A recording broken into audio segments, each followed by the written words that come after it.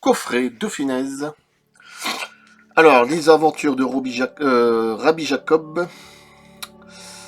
la grande vadrouille, le corneau, l'aile à cuisse, bon, la soupe au chou, bon, c'est pas mon préféré, bon. L'avare, le tatoué, le petit baigneur, la zizanie.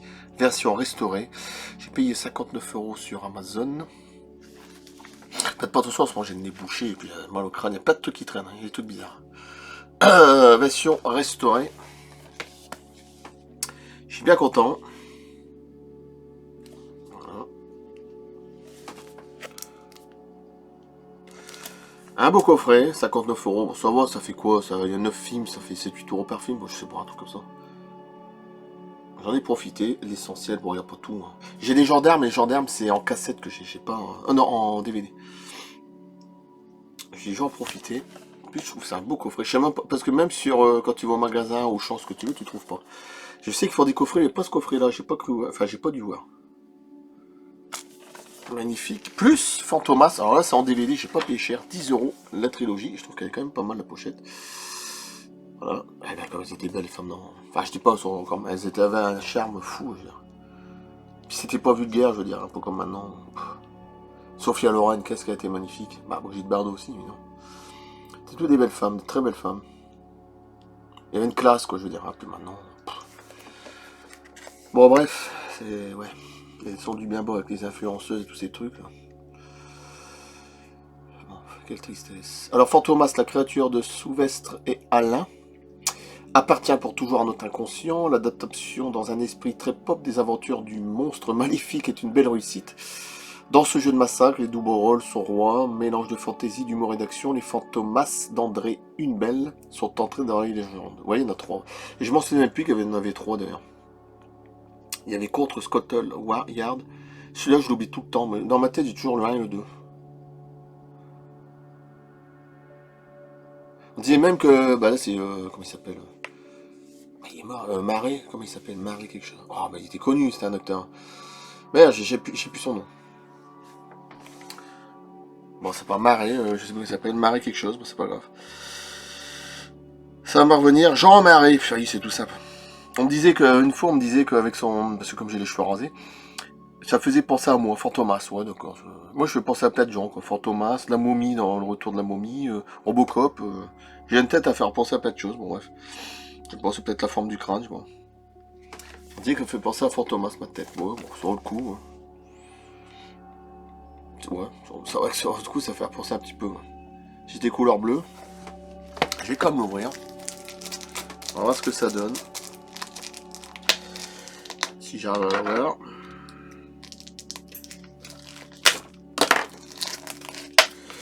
Alors, on va ouvrir les. Bah, je crois que ça, je vais regarder ça comme jamais à la télé. Je suis peut-être film américain, mais bon, je vais regarder comme des films. Ouais, c'est du carton, ils sont pas trop emmerdés pour. Ouais. En plus, quand tu l'ouvres, ouais, tout y est emballé, d'accord. Oh, marqué. Ça doit donner, ça doit donner. Hein. Ah, pas mal. On va commencer par Rabbi Jacob, tiens.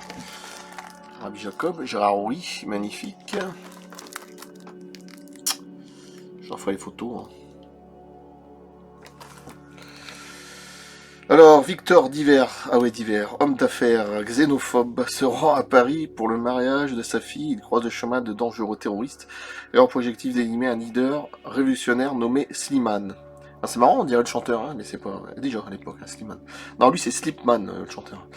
Celui-ci parvient à s'échapper aux côtés de Victor Piver afin d'échapper à ces hommes dangereux. Il n'aura d'autre choix que de se déguiser en rabbin. Piver est alors pris par Rabbi Jacob, pour Rabbi Jacob.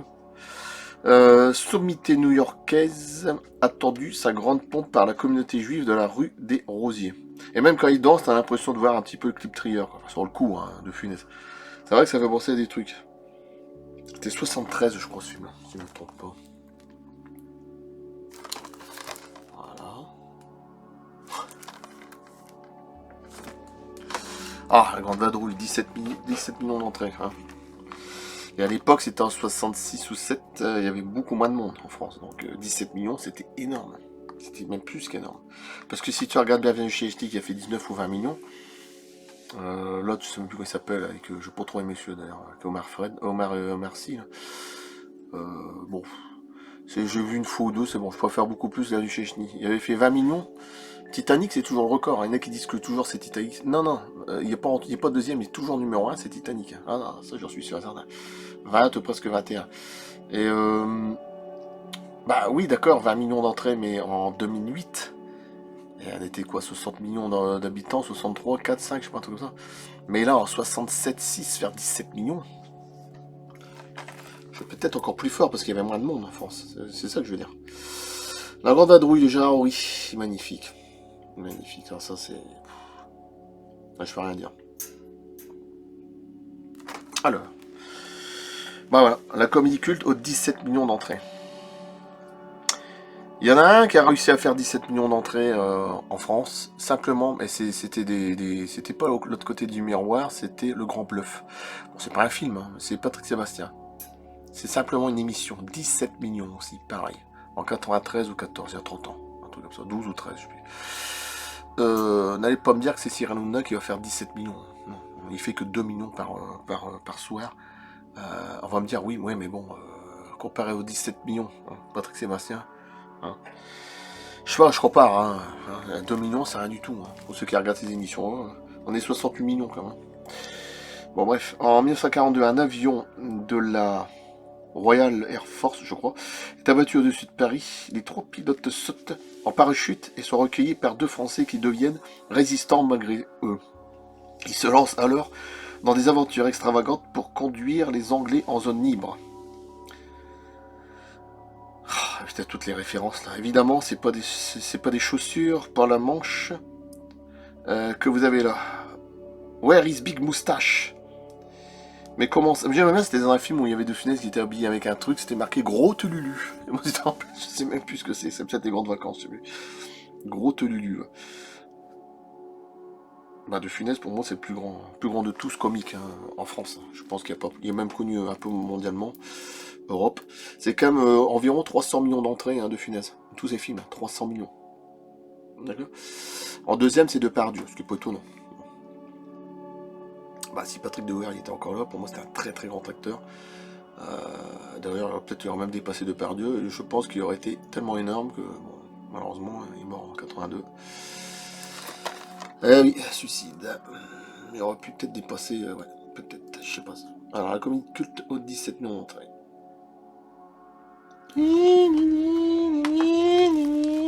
Voilà.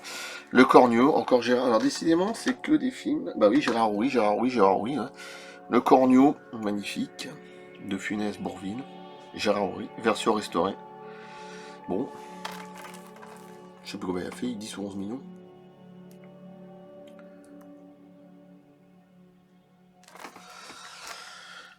Ah ouais, mais bon, on en fait plus des films comme ça. Un duo culte dans un road movie hilarant.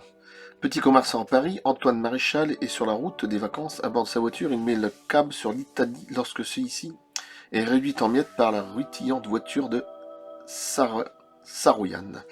Celui-ci propose à Antoine de lui offrir de la Paris-Nipe en avion et de rentrer à Bordeaux avec la Cadillac d'un de ses amis. En réalité, grand gangster, Saroyan pense avoir trouvé le naïf idéal pour transporter diamants, lingots et drogue. C'est sans compter sur la course-poursuite qui initie une bande rivale qui peut s'approprier le butin. Magnifique. Ouais, ça aussi. Pour ça, cette scène-là est tellement connue. Ben, elle va merci beaucoup. Ouais, bon, bref, je vais pas le faire parce que...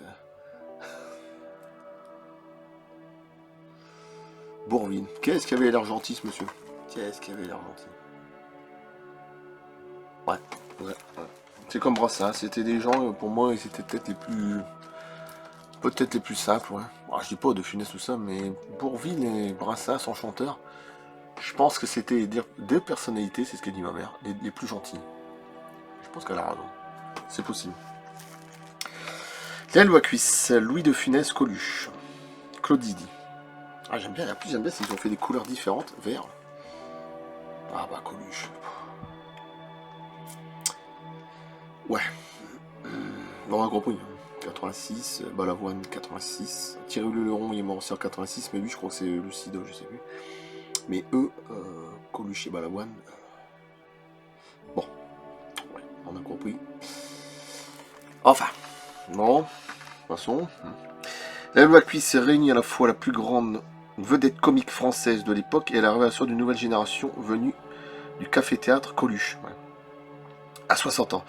Charles Duchemin, ouais, Louis de Funès, vient d'être élu à l'unanimité à l'Académie française dans le monde entier pour ses traités de ses livres de recettes, ses émissions et ses chroniques culinaires. Il prépare la nouvelle édition de son guide gastronomique accompagné de son fils Pierre Coluche qui préfère en silence le cirque et la mime à toute cette moustache culinaire.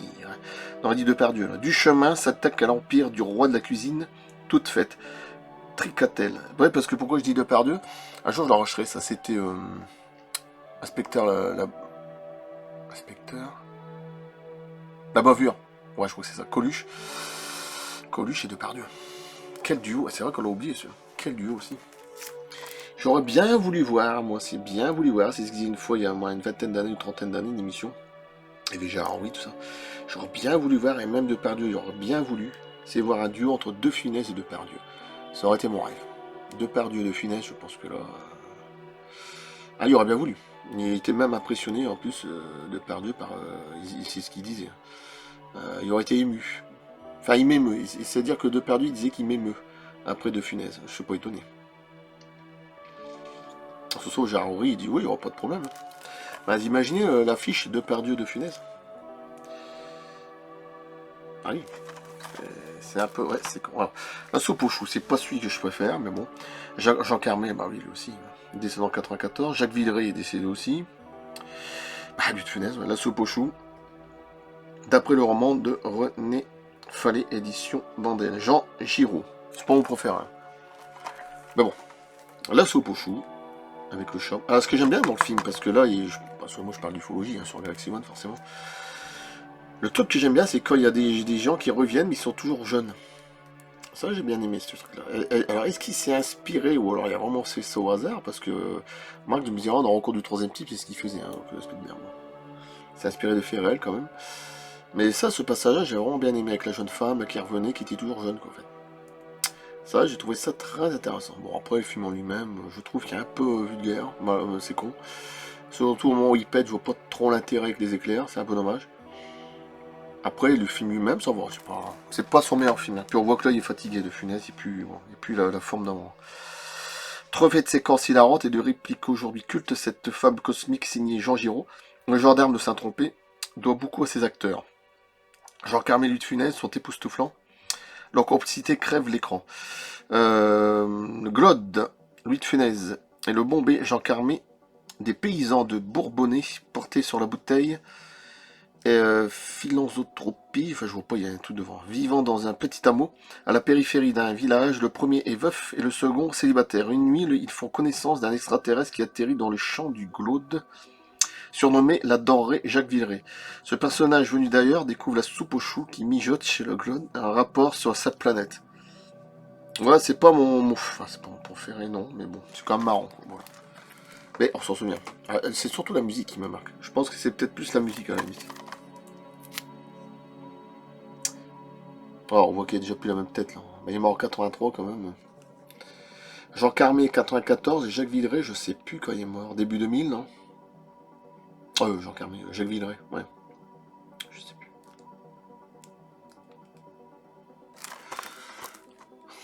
Après, bon, L'Avare, c'est pas mon... Je me souviens plus derrière celui-là. Un film de Louis de Funès, ah oui, et Jean Giraud, encore une fois. Louis de Funès, L'Avare, d'après l'œuvre de Molière. Bon. C'est pas mon préféré, mais il est quand même pas mal.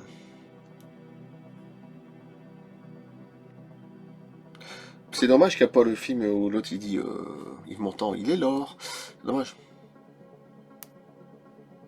J'aurais bien aimé celui-là aussi. La fouille des grandeurs. Est-ce que j'aurais pu le mettre hein. Alors, par son unique film en tant que réalisateur, ah oui, en plus, Louis de Funès adapte le célèbre pièce de Molière avec Jean Giraud, La soupe aux choux, la série du gendarme. Ah, c'est là où il est déguisé bizarrement, là. Ah oui, ce passage-là, il est marrant. Harpagon est une passion aveugle et dévastatrice qui le rend insensible à tout autre sentiment humain. L'argent, ses enfants, Cléante et Élise sont tous deux amoureux de jeunes gens issus de la famille modeste. 1000 ruses sont mises en œuvre pour Carbacon, Gon, bénisse les deux unions. Avec son avarice le rend paranoïaque. Il soupçonne qu'on veuille lui dérober son argent. Le malheur arrive, la caisse disparaît. Harpagon ne retrouvera son or que s'il accepte les mariages. Moi j'aimais bien cet passage-là parce que j'ai revu un extrait, je m'en souvenais mais plus là, quand il est habillé comme ça. Et il s'abaisse, il fait comme une poule, là, puis t'as des plumes qui sont derrière dans son dos, puis ça dure pas longtemps, mais c'est tellement débile. Tellement marrant et débile, il fait même peur à elle, et puis on dirait une sorte de poule, je sais pas quoi. Ah, il fait quand même 2 heures. Ah ouais. Ah ici long que ça celui-là. Ah ouais quand même. Quand même. Oh, c'est étonnant. Ah, alors là. Bon là je pense que. J'aime bien les couleurs, c'est tout des couleurs. Louis de Funès, Jean Gabin, le tatoué. Celui-là. J'aime bien ces corps de Funès, il dit dedans. Non c'est Jean Gabin. Non c'est du Funès, je sais plus. Il est en train de faire les travaux du château et il dit bah on commence quand? Ah bah lundi. Maintenant lundi je sais plus, dimanche je marie ma fille. Ah bah maintenant. C'était pour con, mais marrant. Le tatoué.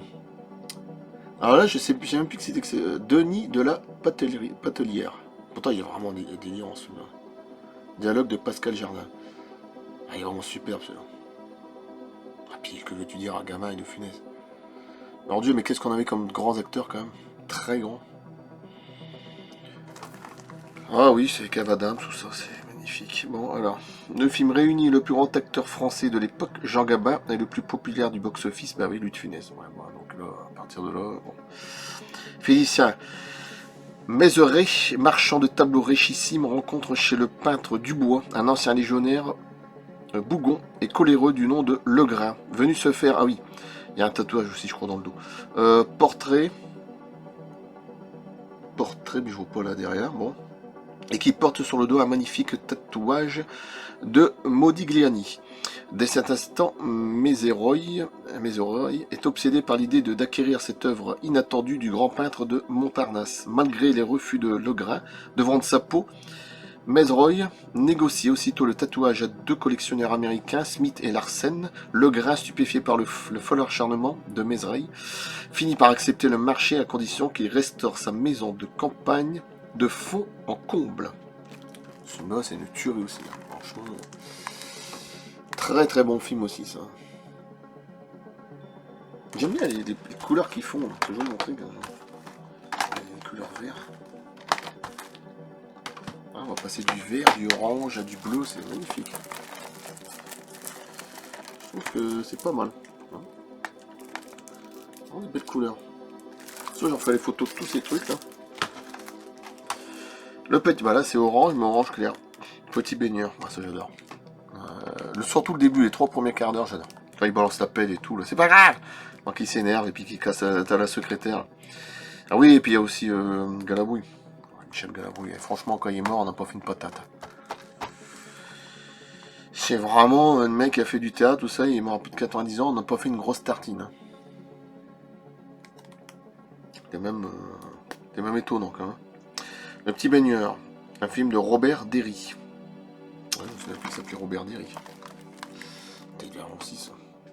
Ah bah après c'est connu aussi.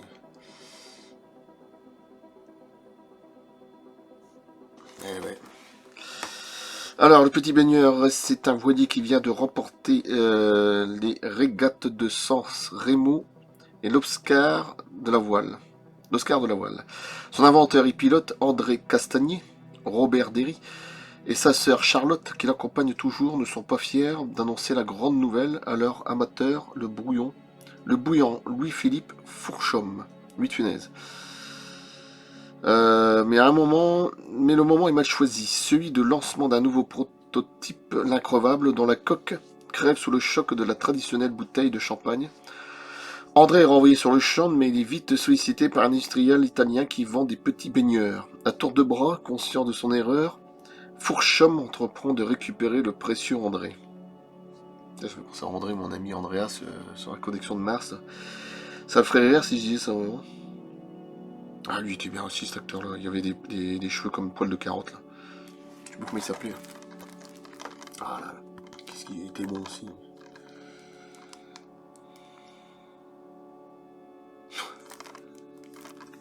Ah oui, avec les portraits, là. Ah, franchement, c'est un bon film aussi, ça. Ouais, il gagne 1h30, là. La Var, 2 heures.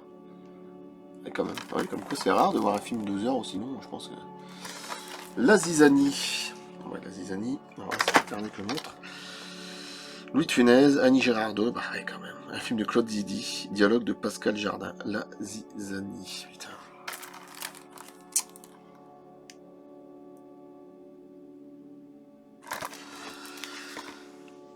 C'est le match Louis de Funès, Annie Girardot, ouais. Guillaume Dobré, Louis de Funès, est un industriel spécialisé dans la fabrication de machines dépolluantes. Après la signature d'un gros contrat, Dobré n'a que 90 jours pour livrer les machines. Il décide alors d'agrandir son usine en envahissant sa maison et en détruisant le potager que Bernadette, sa femme Annie Girardot, passionnée d'horticulture, avait confectionné avec le plus grand soin. La guerre est déclarée. De Funès et la gouaille acide d'Annie Girardot s'opposent dans un duel épique orchestré par le spécialiste de la comédie Claude Zidi. Claude Zidi, les Alois-Cuisse, les Soudoués et les Ripoux. Ah, heureusement que c'est marqué parce que oui, les Soudoués aussi. C'était marrant aussi ça. 1h37, ouais. Voilà. J'aurais fait le tour avec ce coffret-là. Magnifique. C'est magnifique, c'est magnifique. Bon, moi je dis que ça va. En plus, ça fait des belles. Ouais. Ça, même si c'est mélangé. Je vais mettre le soupe au chou devant, tiens.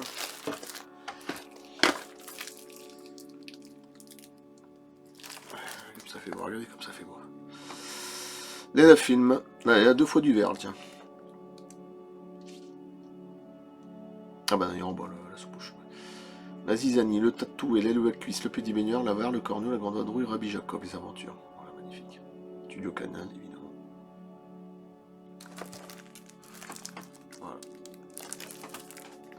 Alors, on va passer à Fantomas. Hein. Et puis c'est tout, ce sont déjà pas mal, je savais pas quoi balancer. J'attends toujours le masque Pozuzu, et je pense qu'il a été renvoyé à cause de la douane. Je sais même pas si je vais le recevoir, peut-être remboursé. Pozuzu, c'est dommage, c'est Pozuzu, c'était dans l'Exorciste. C'est un truc qu'on voit à peine, on voit des images, et ça dure une demi-seconde, ça fait peur à chaque fois, on voit pas longtemps. Je devais l'avoir un sur un, c'est mural, il est pas lourd.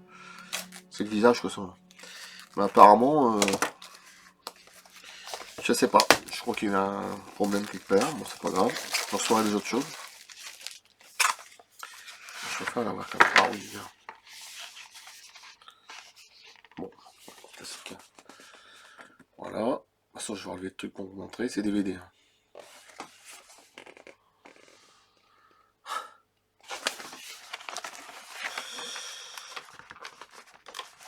Bah ouais, mais des acteurs comme ça, on n'en fait plus parce que bon, maintenant c'est beaucoup de merde, je suis désolé, mais si. Hein. C'est tous des gens, on sait même pas d'où ils viennent.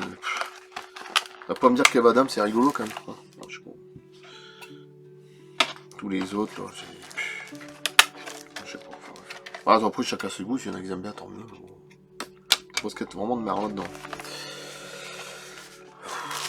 Ouais, bref. On est descendu bien bas quand même. Fantomas se déchaîne, Fantomas contre Scotland Yard. Waouh. Ah ouais, j'aime bien là quand il est déguisé avec son costume. Mais justement, là, je crois qu'il cherche quelqu'un là aussi. Il a un portrait, autoportrait, il me semble, sûr. Mais c'est débile ce truc. Tu vois que son truc est trop large, ça fait con. J'ai peut-être moins de souvenirs pour le troisième. Ce troisième, c'est peut-être pas le meilleur, justement. Voilà. Alors, on va remettre les films. Fantomas. Ah ouais, mais c'était des bons films qu'on fait plus, malheureusement. Ah parce que maintenant, ça va, tout ce qu'on dit, hein, le wokisme, etc. Une tristesse. Bon. Alors Fantomas, bah, je vais leur lire. La créature de Souvestre et Alain appartient pour toujours à notre inconscient. L'adoption dans un esprit très pauvre des aventures du monstre maléfique est une belle réussite. Dans ce jeu de massacre, les doubles rôles sont rois. Mélange de fantaisie, d'humour et d'action, les Fantomas d'André Hunebelle sont entrés dans la légende. Voilà, c'est tout ce qu'il y a. Magnifique, magnifique, magnifique. Ouais, 64, 65 et 1967. Coffret 2022. Ouais, bah oui, ça remonte. Hein,